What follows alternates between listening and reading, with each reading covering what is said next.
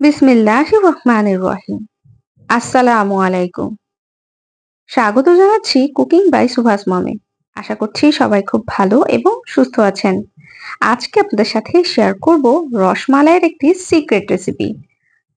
আমি আপনাদেরকে এখানে দেখাবো কিভাবে রসমালাইটা তৈরি করলে কখনোই ভেঙে যাবে না আর একদম সফট এবং জুসি হবে।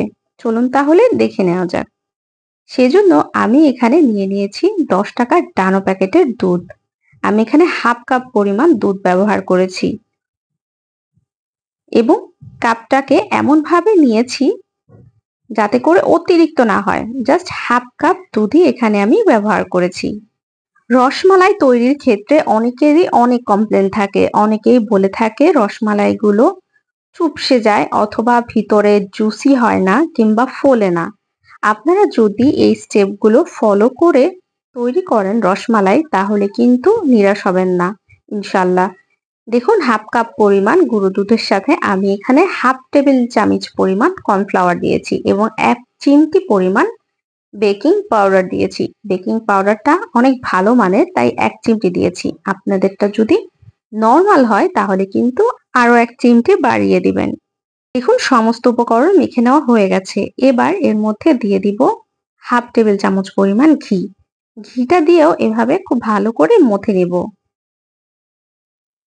দেখুন, মথে নেওয়া আমার এখানে প্রায় হয়ে গেছে।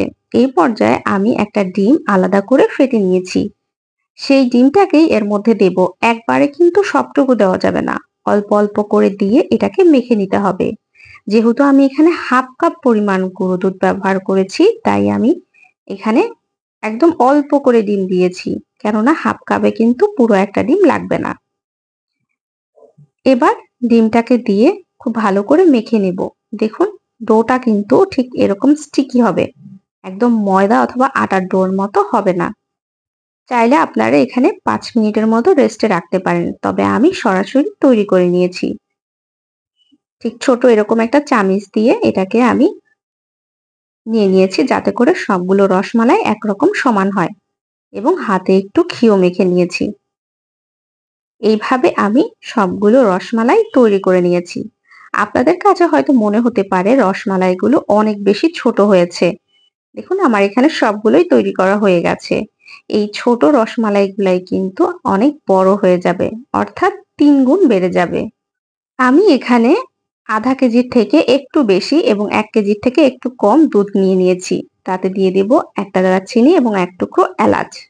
দিয়ে দেব 1/3 কাপের মতো চিনি।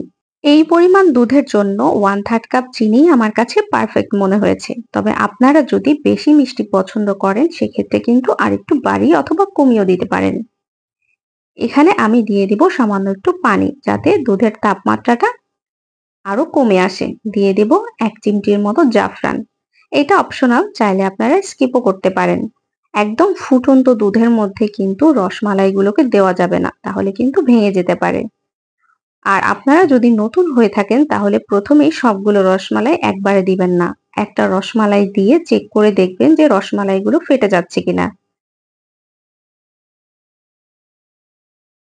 এবার আমি সবগুলো রসমালাই এর মধ্যে দিয়ে দেব।